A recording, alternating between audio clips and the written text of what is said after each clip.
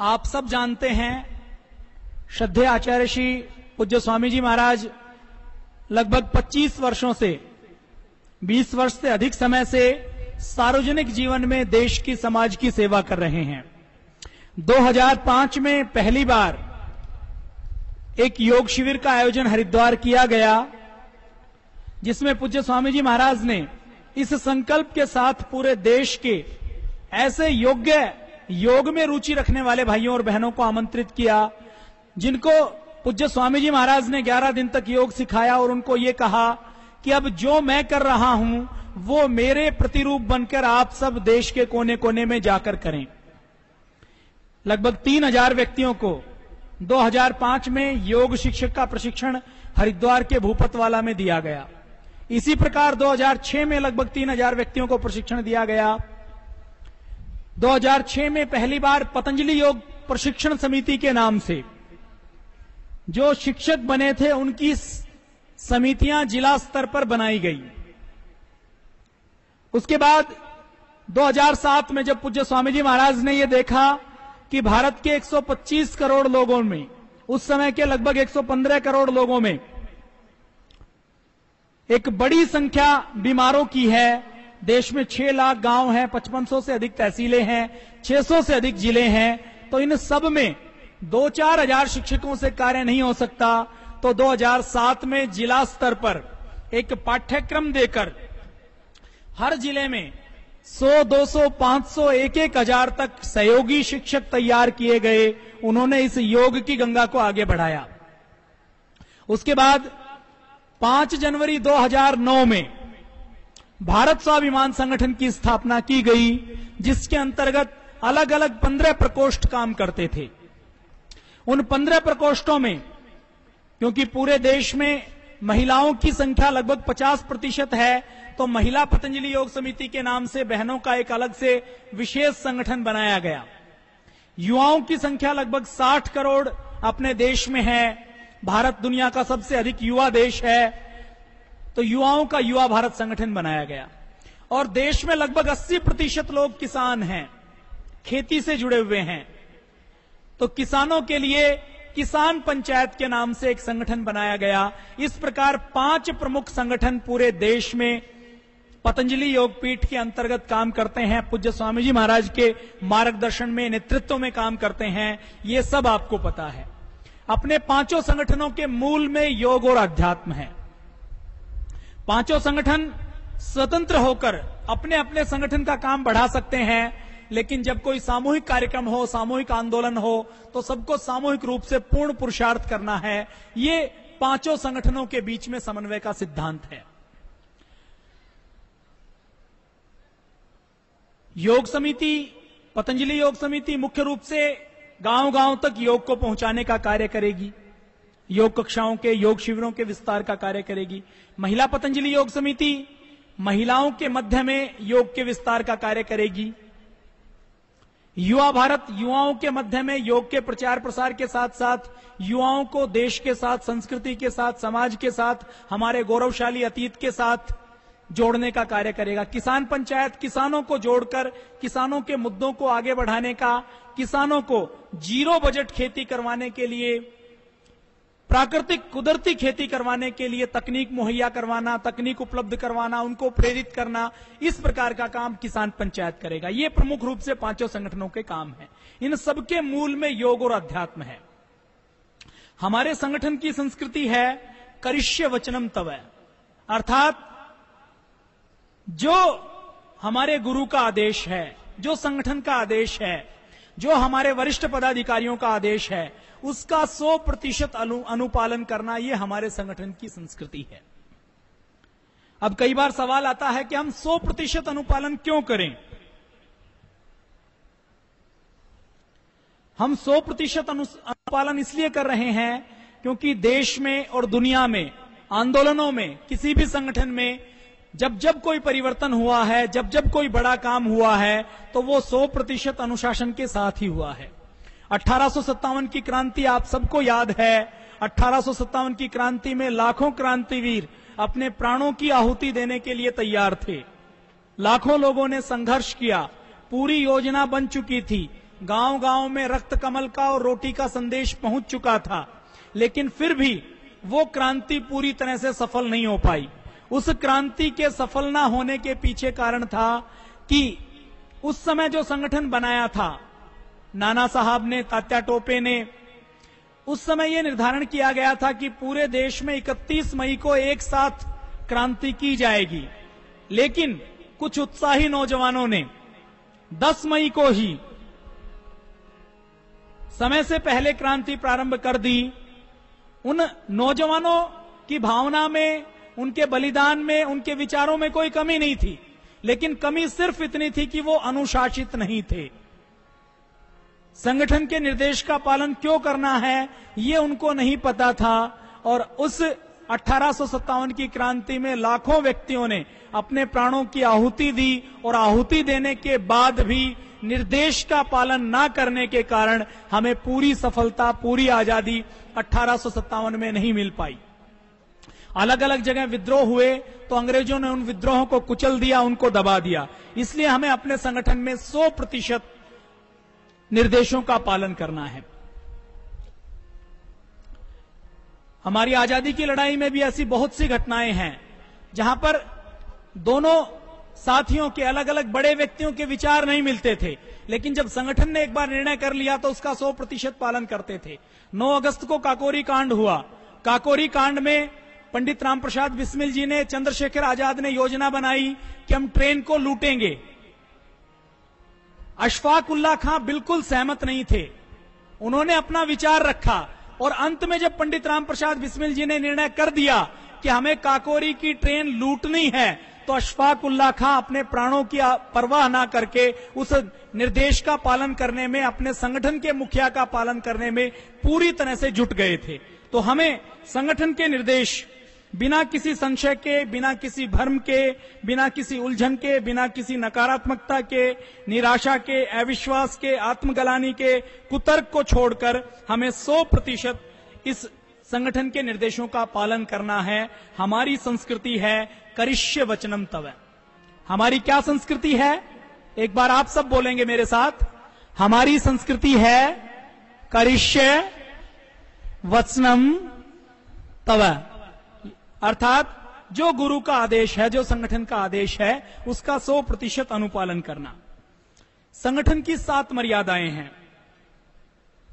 हम अपने जीवन में राष्ट्रवादी रहेंगे, पराक्रमशील रहेंगे, पारदर्शिता पूर्ण जीवन जिएंगे, दूरदर्शिता के साथ कार्य करेंगे, मानवतावादी दृष्टिकोण रखेंगे, आध्यात्मवादी रहेंगे, विनयशील रहेंगे। ये 7 सिद्धांत हैं। अपने जीवन में हम शाकाहारी रहेंगे, निर्व्यसनी रहेंगे, स्वस्थ रहेंगे, समर्थ रहेंगे, समर्पित रहेंगे और गैर राजनीतिक जीवन जिएंगे। ये हमारी 7 मर्यादाएं हैं।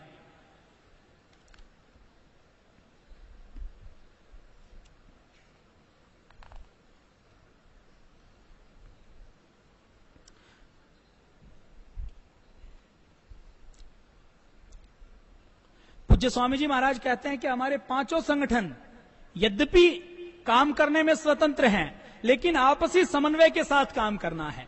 जैसे हमारे शरीर में हमारे हाथ, हमारे पैर, हमारी आंखें देखने का काम करते हैं, हमारे हाथ किसी भी काम को करने का काम करते हैं, पैर चलने का काम करते हैं, कान सुनने का काम करते हैं। इन सब का कार्य तो अलग अलग है, लेकिन इन सब के कार्य में समन्वय है।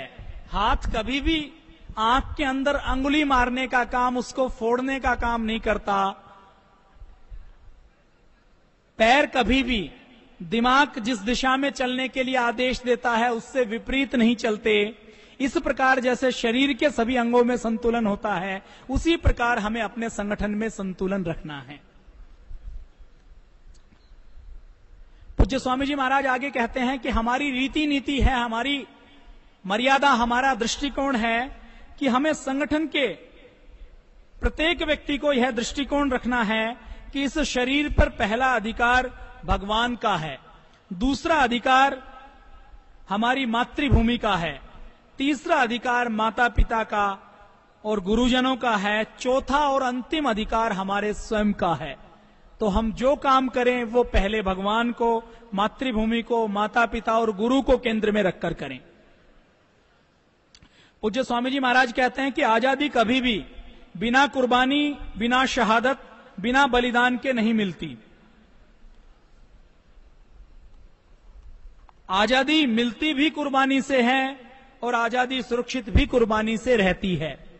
अपने देश के 65 वर्षों में शहीदों ने, क्रांतिकारियों ने जो सपना देखा था, वो सपना पूरा नहीं हो पाया। आजादी के इन 65 सालों में आज से 3-4 साल पहले जब लोग आपस में चर्चा करते थे तो ये चर्चा करते थे कि अब देश में कोई राष्ट्रवादी सरकार, कोई अच्छे व्यक्तियों की सरकार पूर्ण बहुमत के साथ नहीं आ सकती, क्योंकि देश में ऐसा माहौल बना दिया गया है। धर्म के नाम पर, जाति के नाम पर, आरक्षण के नाम पर, संप्रदाय के नाम पर देश को इतना टुकड़ों में तोड़ दिया गया है।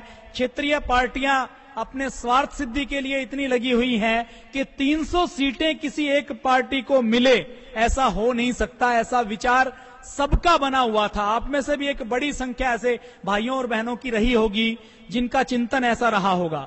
लेकिन भारत स्वाभिमान संगठन ने आजादी के लिए, इस बड़े परिवर्तन के लिए कुर्बानी दी। इसके लाखों और करोड़ों कार्यकर्ताओं ने घर घर जाकर, एक एक घर घर जाकर व्यक्ति को जगाया, झकझोरा।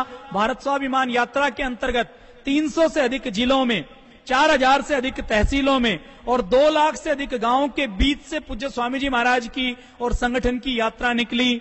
लगभग 15 करोड़ से अधिक लोगों के साथ सीधा संवाद हुआ।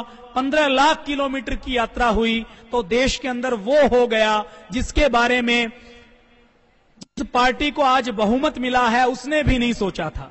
सत्वगुण, रजोगुण, तमोगुण रहते हैं, लेकिन हमें यह ध्यान रखना है कि सत्वगुण हमारे जीवन में सर्वोच्च स्थान पर रहे, तमोगुण और रजोगुण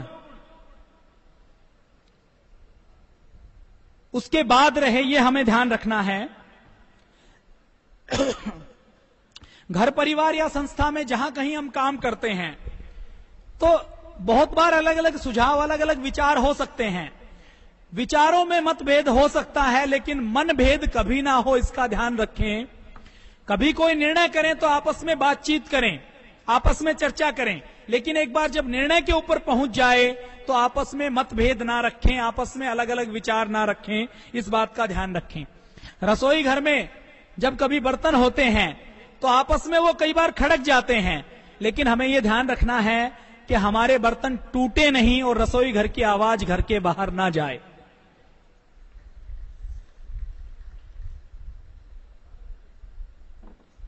संगठन के प्रत्येक पदाधिकारी को, प्रत्येक कार्यकर्ता को संगठन सुक्त और पुरुष सुक्त के अनुसार हजारों सिरों से सोचना, हजारों आंखों से देखने वाला होना चाहिए। हमें दूरदृष्टि से, सबकी सहमति से संगठन चलाना है। हमारा कार्य पेपर पर नहीं, धरातल पर हो और हमें गुणवत्ता के साथ कार्य करना है। बहुत से संगठन ऐसे हैं जिनका कार्य केवल पेपर पर होता है, धरातल पर नहीं होता।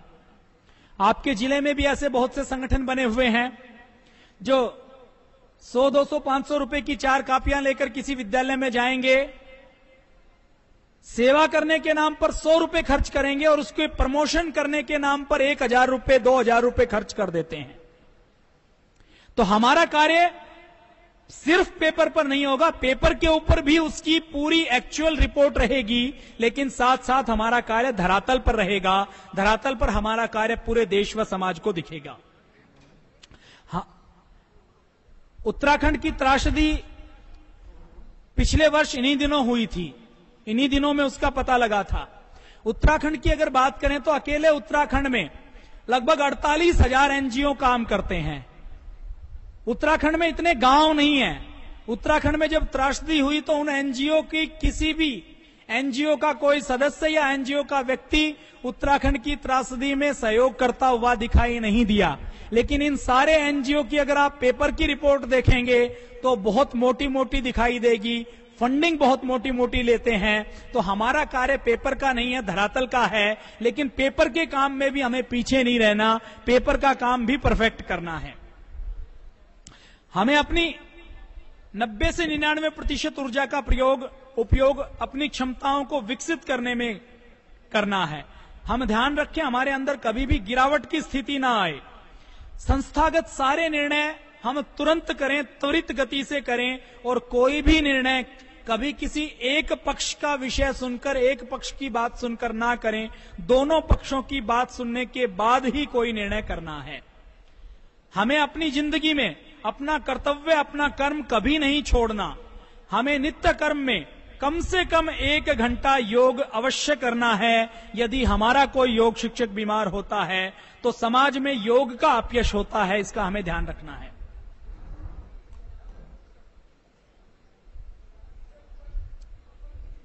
संगठन में बहुत सी आंतरिक बातें होती हैं।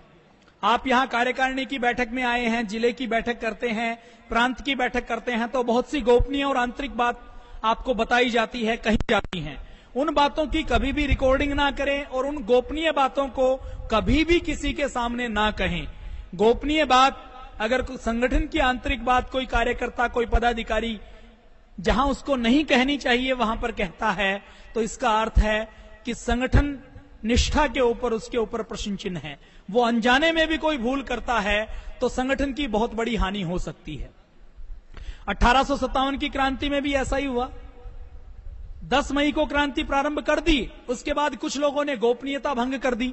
अब गोपनीयता भंग करने के बाद अंग्रेजों को अवसर मिल गया कि वो कैसे इस क्रांति के ऊपर विजय पाएं, और पूरे देश को आजादी 90 साल बाद मिली।